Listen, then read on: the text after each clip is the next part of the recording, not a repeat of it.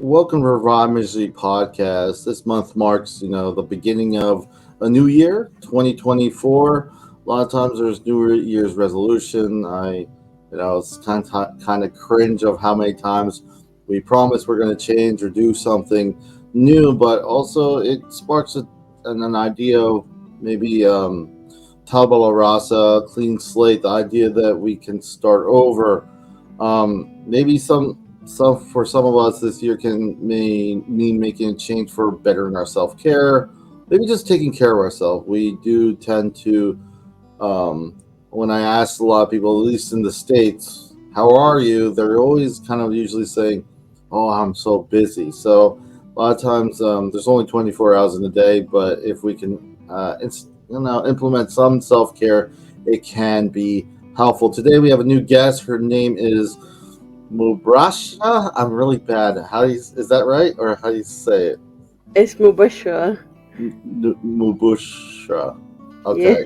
Okay. I'm s- I'm sorry. Well, thank you for so much for coming on and sharing your insight and just being part of the conversation. I Thank just you for want to. having me. No worries. I just want to share. At least in the States, we have 988 as our suicide crisis lifeline. In the UK, that's where you're at, right? Yeah, Yeah, yeah. in UK, I think it's something.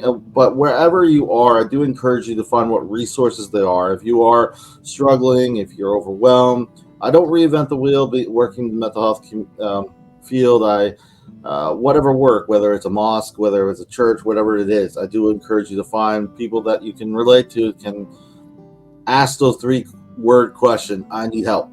As adults, it's hard for us to do it, but it can be very helpful, especially moving. When we're making goals and trying to move forward.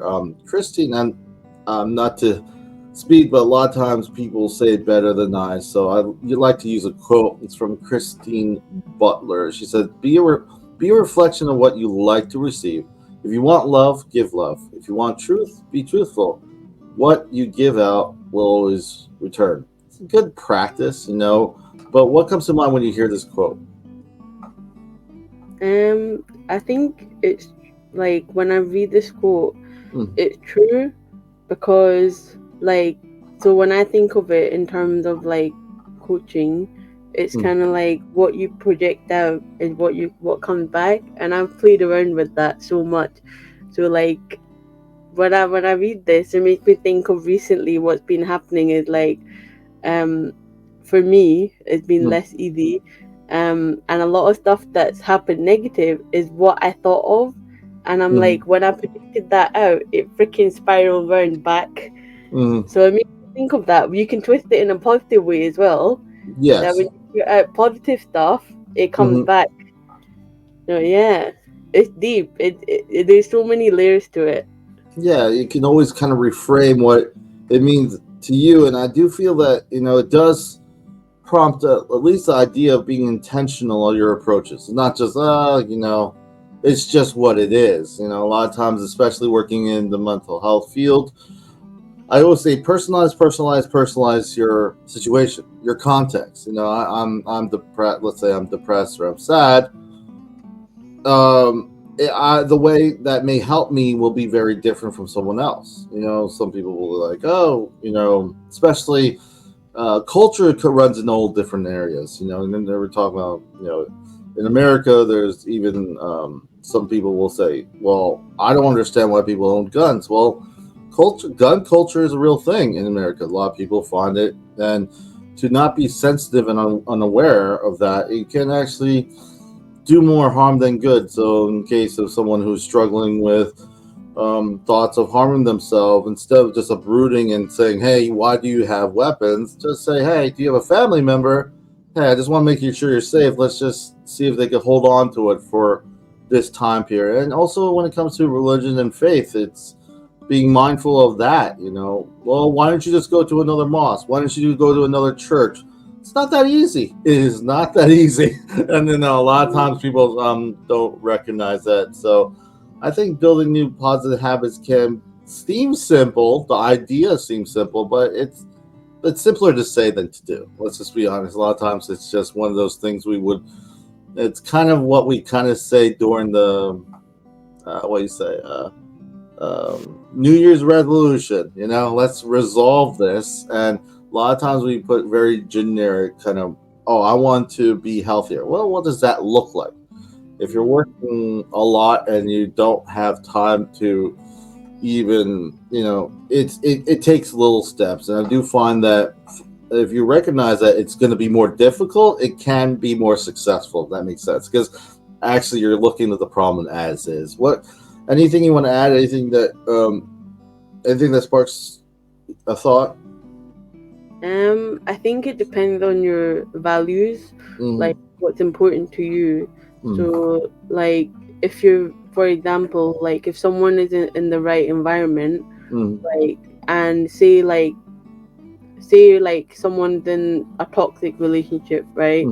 Or if they're not in the right environment and that person's in that they're in the relationship with is in their values, they're not going to be able to escape it until they leave that environment. Yes. So it really depends, like, what your values are. So, like, as a coach, like, that's what, for me personally, like, I literally have my values written, like, in my books everywhere. I know my values in each area of my life. And I know that, obviously, like, so sometimes your value can be your toward or either away from. So it can be like, for in the context of relationship, if the relationship's not going well, it can become an away from, and it can affect your daily life, because if that person is still in your life, every single day you're sitting there, you're meeting that person, or even in work, you're going back to that same environment. Until you change it, it's not going to make any difference. And making that change is less easy. Like, it's less easy to make that change if everyone else around you is going round and round doing the same thing over and over. Like, but it's so empowering when you start making that change. Like, it come back to what you were saying at the start, because when you start projecting out that change, trust me, like, I've seen it, other people change as well. Yeah, it's kind of this, you don't want to be the first one to leave. You want to be the first one. A lot of times it's peer pressure. Like, oh, we don't. No one has a problem with this. Okay, I'm fine with this. And you're not really fine with this, but it's this conformity. And I do feel, with knowledge and as we read and as we grow, we realize that independent thought, free, having, like you said, you write out your values. That's important. You need to understand what's important to you. A lot of times, it's tricky nowadays. Is how busy we are. We can lose ourselves in the muck. And that can make it more difficult if you're kind of trying to set goals. Well, I want to be healthy. Well, that's good, but at the same time, how does that fit in the parameters of my life and what's important to me? So it's not like I want to be healthy, so I'm going to forego everything that has some things that are positive. So, forget about that. And then it becomes more problematic because you're not really looking at the context of who you are. I think Nicole Saban says, sometimes the hardest part isn't letting go, but rather learning to start over. So that means it's kind of hard. Like, if you're letting go is definitely difficult, especially if you're used to it, familiar with it. There's nostalgia paint a picture of a better picture than it actually may have been. But at the same time, starting over can be daunting, especially you have these parameters like, oh, this shouldn't happen. I'm this, I'm I should be done with this. A lot of should haves, and then it's like, was it procrastination to paralysis? You're just sitting there. You have a lot of insight. You have a lot of thoughts. There might be a lot of wisdom in there, but nothing happens. What comes to mind when you hear that and like this quote? I feel like when it comes to letting go, we should see it as starting a new book. So each year should be like a new book. And it's less easy to do that, I'm not gonna lie, right? So, like, for me, like, this year, what I'm doing is I'm thinking of if I go back to my old strategies or my old behaviors, I'm thinking this isn't gonna serve me, because the familiar, the thing, the past serves us, but it only serves us to a certain point. If you want to start a new journey and you want to start a new chapter, which we could say 2024 could be a new chapter, right? Mm-hmm. You got to create new behaviors, new habits. You got to let go of the past. And that, for me, that means like letting go of the emotions, letting go of the beliefs, and creating that new identity of the me that I want to be. And yeah, I'm not gonna lie, it can be less easy, but if you just take one little step every single day, then you're one step closer to becoming the person that you want to be. Yeah, I think like it's a micro, how you say, the micro decisions that really matter that build up in time. I kind of look I use this I use this illustration of like NBA players, in the U.S. If I'm a good, let's say I was an NBA, I went to the NBA, and my only goal is to win the NBA championship, which is good. But if that's it, it's not the grind. It's not day to day. The decisions I make each day. I'm not. This is just, obviously an illustration. I may hate basketball at the end of it. I may hate it so much, and it becomes such a, because it started off something I really cared about in this context, right? But that's why these major, like, I guess landmarks or milestones that we want to reach. A lot of times life is the process that I think the grind, when we actually enjoy and understand it, that's where real change happens. It's the little ones. So I'm going to get up at 7 in the morning or whatever and start my day by, I don't know, I want to get healthier. So I'm going to start my day at 7 o'clock and go for a walk or go for a jog or ride my bike. It doesn't then happen one day. It's like the continuous. Like, okay, this day is a bad day. Oh, it's raining now. I'm new to the area. It rains a lot. So what can I do to adjust? Maybe I do things inside. It's kind of these kind of ideas. So it's interesting because you kind of adapt. One of the things that quotes Albert Einstein, I remember he said, I don't have special abilities. I'm paraphrasing. So I'm just passionately curious about everything. So curiosity is a huge thing. A lot of times we kind of forget it when we get older. We're like, no, I should be here. Forget about curiosity. Curiosity can actually, at least from that creative element, allows us to solve problems a little bit, sometimes more uniquely and more attuned to who we are, because I do feel problem solving is creative in nature. We have to kind of think sometimes outside the box. I want to switch gears a little bit. Why do you feel sometimes it's hard for us now, not just starting over, but even if it's unhealthy for us, even though we know it right in our face that this is not good for us? Why do you think it's extremely hard to start over in that regard? I think a lot of times people start doing something new, but without a purpose. Like, you need to have a purpose, because what you just described just now, like getting up every day to do, say, going for a walk, right? Like, unless that links to a bigger purpose in life, you're gonna eventually, like you say, you eventually hate the basketball. Like, you won't enjoy the sport. And like, and I've had it. I've literally experienced it. Like, I remember, like, when I was at uni, like, I was excited to join, like, went in, like, committed. It's about commitment. Then after a while, it's just like, I forgot my purpose. Yeah. So, like, I know this now as a coach. Before, I didn't know this, but if you look at successful people, in their mind, they actually think that if they don't do what they're doing, people are going to miss out. They believe that they're helping people. So in their mind, they have a purpose. So I think that to be, like, truly successful, for any goal to become a reality, for you to achieve it, you need to link it to your purpose in life. Yeah, I think, and also, we gotta look at all levels when it comes to success. Obviously, I think success is very subjective. Success for me could be just living in a quiet neighborhood and near the mountains, not just certain ideas where other people will be like, no, I want to be in it. I want to be in the grind. I want to be in the city. I want to do all. I want to be talking and reaching and talking to people all around the world. That's great. The other person would like, I just want to write. I want to write these things. I want to do other things. So I think also we have to, at least I'm reminded, Katie Reed says, when you know your purpose, the best way for us to kind of actually start doing it is to take care of ourselves too. Because if we're not taking care of ourselves, we're just going to be giving what we have left, instead of what we are best. So learning to say no, at least from my perspective, I'm going to ask what has helped you.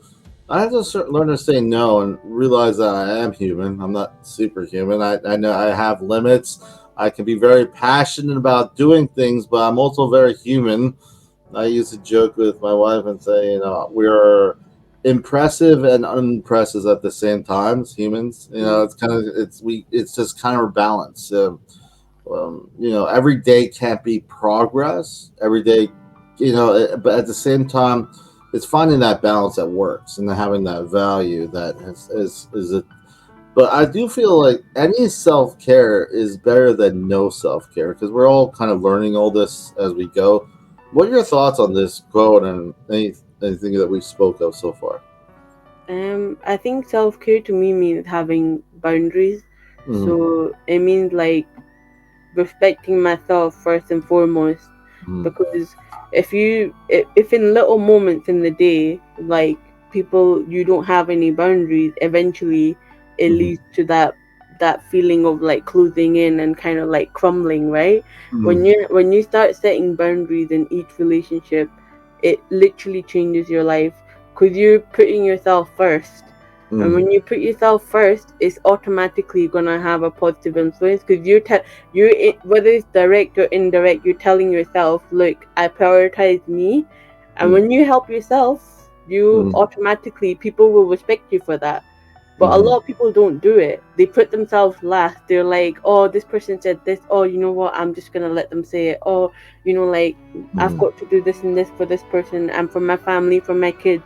But they neglect themselves. They don't have the boundaries, and then it keeps becoming like a negative pattern. And I think that's the first, I literally have that in my coaching. That's like one of the requirements of change, like that I always tell all my clients that it's up to you to enforce new boundaries. Once we've done the coaching process, you gotta have new boundaries, and that's so important. Especially if you go back, no matter what change you make, whether you change your daily habit, you're still in the same environment. Unless you change the environment, like you're completely flipping the situation, right? Most of the time, people are going back to the same environment. So if you don't have your boundaries, you'll flip back to your old behaviors. Yeah, and I totally with you. I feel a lot of times we don't give ourselves enough time. Like things like if you in the sense of sometimes those should have comments that I mentioned before. Oh, I should be here, but then there's a lot of context that brought you to where you're at, and maybe you've been delaying. So I think a lot of times we just kind of forget to be kind to ourselves. These things take time. Yeah, not where I want to be, but and I feel that can actually help with the self-care because a lot of times we're just kind of, I don't know, we don't want the attention a lot of times, like, oh, I need all this, but at the same time we know we need it, and then we get a little impatient. But if we kind of we talk about self-reflecting, if we actually look at the grand scope of things, sometimes the problem's been going on for years, decades, and then we're not really thinking rationally in the idea that it may take a little bit of time. Be a little bit kinder to yourself. If you say something, you spoke with your family or friends, apologize. A lot of times, or vice versa. A lot of times people are just. At the same time, on the other side of that coin, when I say personalize your care, personalize what's going on with you internally, all that stuff, the most important conversations will be the ones you have with yourself. But on the other side of that spectrum, I would say don't personalize too much what happens externally to you. Because a lot of times you would find that it is nothing to do with you. And a lot of people say to me, I don't have time to be kind. I'm very busy. I don't have time to help. I'm like, well, you go to a restaurant, someone messes up your order. Be kind. A lot of times we're just like, oh, this is where this is where I had a hard day, all this stuff, but they don't know that, and they don't know, and they don't know your situation. You don't know their situation. So I think it's a good practice, like what we said, the quote in the very beginning with how we reflect ourselves. Sometimes will help us remind ourselves that we need to take care of ourselves in a weird way. Kind of reinforces that. So it is about taking care of ourselves because then we can put our best foot forward. I want to ask you this question, then we're going to lead into having you share a little bit about yourself and for those listening, watching, and all that. So, the question I want to lead into that is, what habits have you seen that has been helpful for you to start over, and what has not, and either yourself or those around you? For me, what habits? I think for me, like basically investing in myself, Mm, like having the boundaries. Like so, basically, I made the decision that when I moved, so we moved house here, mm, and I made the. I used to stay. So I'm basically in Scotland, in Edinburgh, right? So I was mm, working in Cambridge, and I wasn't happy. I hated my job, and I was like, I made a promise to myself when I move back to Edinburgh, I'm gonna invest time and money in myself. Doesn't mm, matter what it is, just something. And mm, I stuck to that promise. Like that's what led me to going into personal development, mm, and to me that literally changed like my life because I stuck to that promise. And even when I was like, when I came back, I found a job that I didn't like. I would sit down every day, I would be like, let me write down my goals. What do I want to do? What do I want to achieve? Where am I now? Where do I want to be? mm, Like at that time it was like, from my reflection, like I would say with the conscious way of doing it, it was the mm, less easy, but still I stuck to it because I was like, what do I want to do and how mm, am I gonna get there? So mm, that's literally changed my life. Like because I made that promise to myself that mm, every single day I'm gonna invest in myself. Doesn't matter how it is, I'm gonna make that change. mm. For me, that changed my life. Like Yeah, putting yourself first. A lot of times it's hard. Sometimes it's harder for different cultures. I'm half Puerto Rican, half South Korean, so I'm kind of confused what that is, what that means.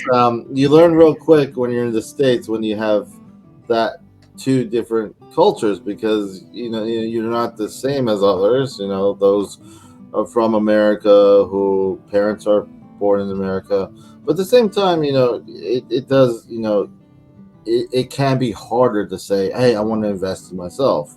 I want to do something. But at the same time, it's putting, it's kind of giving yourself back the self-respect you took away, you kind of gave away. And at the same time, I think that's inspiring. And thank you for sharing that. But I want to ask also if there's anything else you want to add to that. I'd like to give new guests and I know everyone who's even the old guests just kind of update us.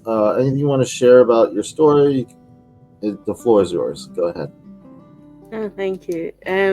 Yeah, like so, how I'm saying, like investing in myself. The reality is, it's less easy. Mm, Like so, basically, when I moved to Edinburgh, I got a job I didn't like, and then my mum wanted to buy a house. We mm, moved here, mm, and in that I found this course, and I was like, okay, it was NLP coaching, right? I didn't know what it was.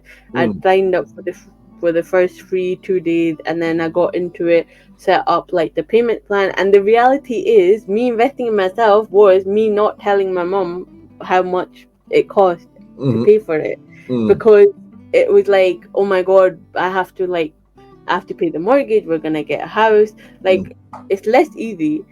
But Yeah. now, over time, over the past 2 years, it's transitioned to the point where I've sat down and hadn't, because I've given myself that time and space. Mm, Like, I'm like, okay, I've had an honest conversation to say, look, this is how much I've invested. This is what I'm passionate about. And now my mom supports me in what I'm doing. mm, So in the start it was less easy. Like I literally remember, like we like graduated from doing my master practitioner training, and we were sitting having like dinner with all the other delegates, and I was saying, like, they were all laughing because they were like, oh, Mubashra's mom doesn't know how much he's paying for this course, like. Mm. But Yeah. now we've done like a full circle because I've invested in myself, and now Mm. I've got paying clients that help other people. Like now, mom's like, "Look, I fully support you." They give me time. They're like, "Oh, you have a call. You've got a client call. We'll keep it quiet." Mm. Like, and they fully support me. So it's like it starts by doing the less easy things for Mm. yourself, Mm. and that's what I tell my clients as well. I'm like, when you start giving yourself that time and Mm. doing the things that are right for you, other people will automatically support you and change. Because ultimately, that's what happens, right? Most of the time, when we take that step forward, like we think it's going to be daunting. It's like going into the unknown. Mm. But when if we believe in it and we see it as a new challenge that we can conquer, Mm. then other people are gonna support us. But Mm. it's our own limiting beliefs that kind of stop us in the Mm. way. Mm. Yeah, I think it change is uncomfortable. It is just, Yeah. and I feel, um, I kind of remember in a very different context. It's kind of a short little bit that may remind me what you're talking about. I came back from the military. I was struggling with mental illness. I didn't know what's going on. I went to a support group, and I would say I hated it. I hated it, and I'll tell you why. Because being the Air Force, I felt these people are complaining about things. I didn't have anything here. I felt a little bitter. I'll tell you one thing. Even though I was maybe kind of right, I was wrong. I was wrong, completely wrong, because like years later, went through school, made a little much changes, and then I remember I just said I have not much was going on for me. I said I'm going to just do this facilitator for peer to peer for like a NAMI, is National Alliance for Mental Illness. I started there, and I'm like, and it's funny, the whole attitude I had was totally opposite. I loved it. I loved, and I started doing groups in like drop-in centers and stuff like that, and people called me. And a field that I never thought I would be in, I am in today because of that. It's something that it's something that it's kind of like you leave home to find where your home is, and you end up going back to where you're really where you're supposed to go. So it's I know it's a little different, but I had to like really, it was uncomfortable. I said to myself, why do I have to do this? I was thinking other areas. Sometimes the most uncomfortable things are sometimes the avenue of real change. So I didn't know that. Obviously, hindsight's not at that time, but I took a leap, and family is very interesting because when a person, when they want to support, but there's also fear, and there's a lot of scared of, will this work, will they be discouraged, I don't want them to fail. That kind of breaking off from that and saying I want to try something even though it may not be popular, it shows a lot of courage, and someone used to say, funny enough, he said courage is like is once was told that courage is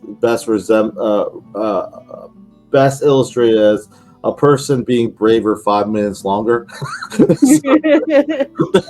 So like we're still humans. It's not like all of a sudden we're like I'm courageous. No, it's just you kind of get to the point where you're like, you know what, I'm gonna try this. I hope it goes well. But when you're passionate, you start to focus because families. I know culture is different, but families at the core want to. I like to see that. I know there's a lot of broken families, a lot of things out there, but I would say at the core, family wants their son, daughter to do well. They want them to be. Granted, there's a lot. Like again, I don't want to minimize for those out there who are not with family or whatnot. But I do want to just illustrate that at a fundamental for those who are parents who have kids, they want their kids to do well. So a lot of times, but there's a lot of fear out there. There's a lot of people saying, and when in 1980s, if you think of the 1980s to now, and how much technology kind of blew up, and how our parents just don't want to even deal with it, and I understand why. It's confusing. So being also kind and understanding for them. My parents may never understand what I do or what I know what's up, but I know they support me. So that I know they care for me and they want the best. The biggest thing is they don't want me to overdo it. Obviously, to take care of myself. Very much similar to what we're talking about. However, it may be used in different languages. It may be said in a different way, a very cultural way that we're used to. Let me just say, I do appreciate that story. This feels very kind of close to the what I remember Yeah. feeling, because a lot of other people in other cultures or be like, oh yeah, you should do that. I'm like, yeah, that's great, but I'm not as confident as you are. you know. But I do appreciate you sharing that. I do also want to say, um, Lao Tzu, famous from China. He said, philosopher or whatever. But this quote really stuck to me. He says, "When I let go of what I am, I become what I might be. When I let go of what I have, I receive what I need." Well, we kind of get in front of, we get in between what we kind of make barriers within ourselves. We're kind of like in a little box. Procrastinate paralysis kind of. So I know at least I think of my story. I feel like that's exactly what happened. A lot of times was spent myself getting in the way of myself. So kind of, Mhm. if that makes sense. Literally. Yeah. And if you look at successful people, so I'm on Reddit a lot, right? And I see a lot of people. The reason why they feel down is they compare themselves to other people, Hmm. and then they get into this loop of thinking I'm not in life where I want to be. So they Hmm. have this plan, like I did as well. Hmm. When you're young, you have a plan of where you're gonna be in life up to a Hmm. set point, and Hmm. then they compare themselves. Then they're like, "Oh no, shit! I'm nowhere near where I actually want to be in Yeah. life." And then it becomes a vicious cycle. And Hmm. it's like the only way to break that is to compare yourself to who you were yesterday. Hmm. Like either we get stuck in either. So for me personally, my journey, it was either first it was letting go of the past, right? Hmm. So that now Hmm. I only go in the past to use the resources to be Hmm. able to be present, or it's the fear of the unknown in the future. Yeah. But when are you ever present? We say we're so busy, right? Yeah. Like in my head, I'm thinking like 100 things. When am I ever present? Like Yeah. for me, that's been a big learning. Like this past month, I'm learning to be more present because I'm like, yeah, you can set goals, but the goals are in the future. You're living in the now to get to the future. Hmm. Yeah, it kind of reminds me. I remember in trig, before calc and all that stuff that everyone don't like very much. There's the derivative. I kind of use that as a model of if I'm really upset or I'm not really feeling well, I kind of try to get to the derivative of what it is. And sometimes it's simply it kind of sounds like a kid's answer, but it's kind of where you need to get to. Well, I didn't feel good because I felt unappreciated. I felt left out. I feel sad because I don't feel anyone really recognize what I do. These are really core elements, and it has helped because I do find it. Even though I feel like I've learned a lot of insight just by the simple things. There's a lot of things on top of it. So the situation may be complex, but the feeling of it is simple. The feeling Mm, of it is not simple in the sense there might be other emotions attached to it, but the core, I'm afraid, I'm sad. It's hard to get there because it takes a lot of filtering down to the most base emotion. But if you're able to have that time or even journal, it does help, because one thing I notice is even the people who are closest to you, there's not enough time in the day for you to, for you to cathartically express and go through what you're going through. So whether you read, whatever that element of coping is, some people read, some people journal, some people do music. There's other things that are ways. I would say the writing thing is nice because you can kind of see what you're right, kind of see where your thoughts are. The thing is, it doesn't have to be right, and a lot of people get stuck on that. Doesn't even have to be truthful. It's just how you're just expressing like what it is, and then that will kind of has, at least personally, has helped, and I also seen it help others. Dale Carnegie, and this is something that's kind of pulled up. He said, "You can make more friends in 2 months by becoming interested in other people than you can in 2 years trying to get other people interested in you." It's funny, but I feel it's kind of like another golden rule, and a lot of us is like, "Oh yeah, look how interesting this is." But you learn a lot from other people, even people, especially people that you don't even like or don't even agree with, or people whose insight or values are totally skewed. You're like, how can you like the, how but then you realize that they're, I think that practice is when we're talking about what's next. The one resource is people. People are around you.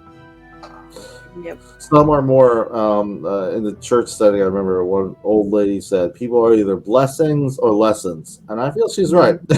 So, like, choose your self care. You don't want to start having conversation with everyone that's you don't want to have conversations often with, but at the same time, don't dismiss those people just solely because you don't agree with them. And there's a lot of insight you can learn from that. I want to kind of move on and ask, what has been a drive and motivation to get up and keep doing despite any setbacks that you had, and finding out what's next for you?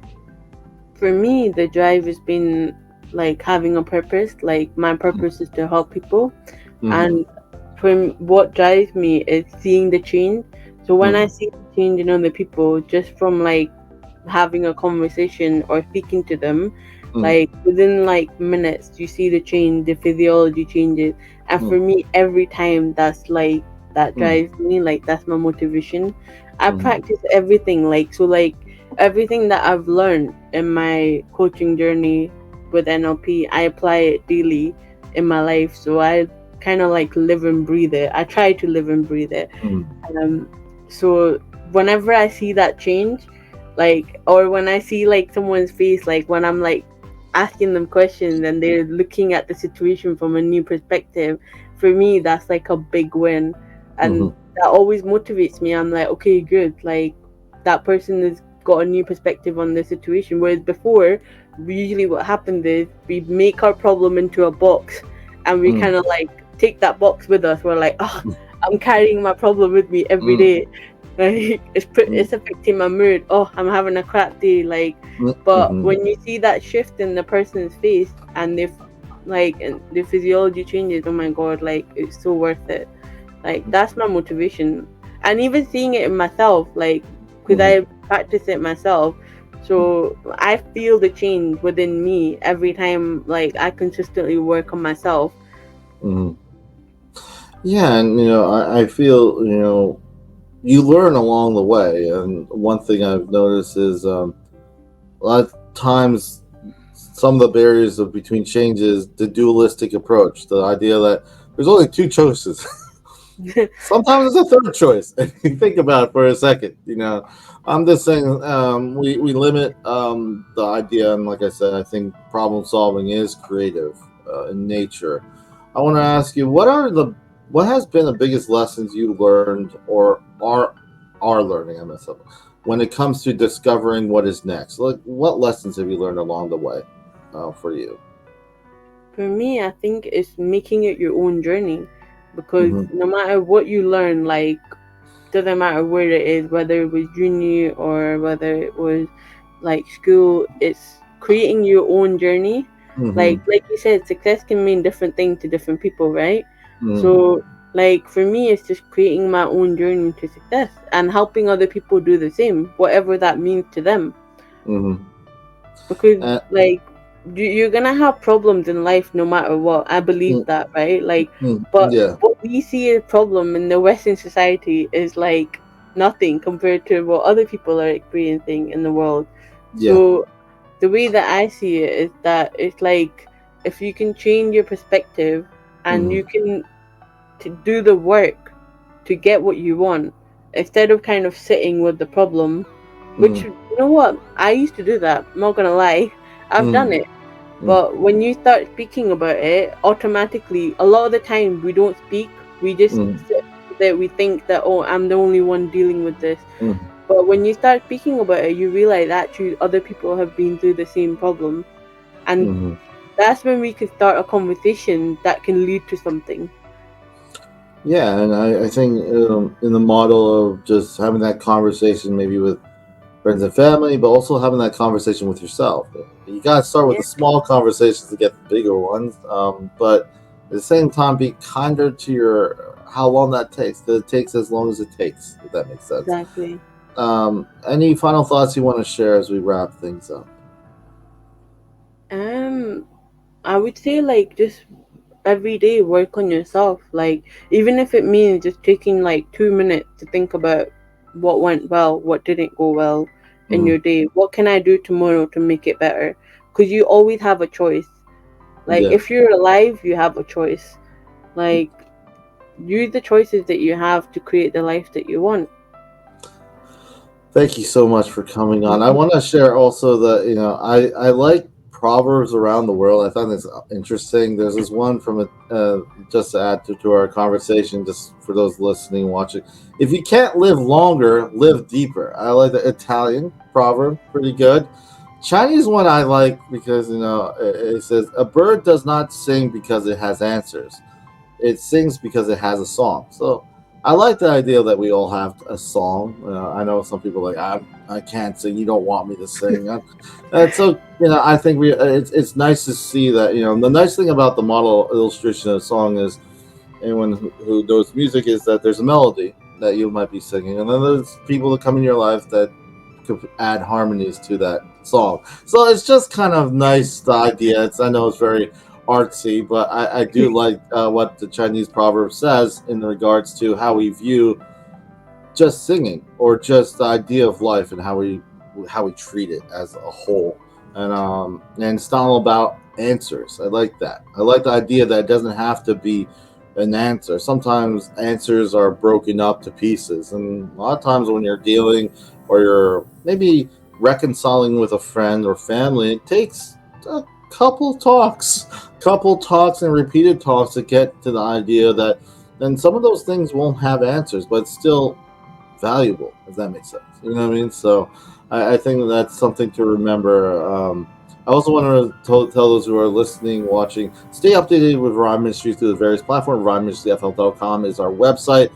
This is goodbye from Revive Ministries Podcast. Leaving his last quotes from F. Scott Fitzgerald in the United States. If you were in English class, you probably read one of his books.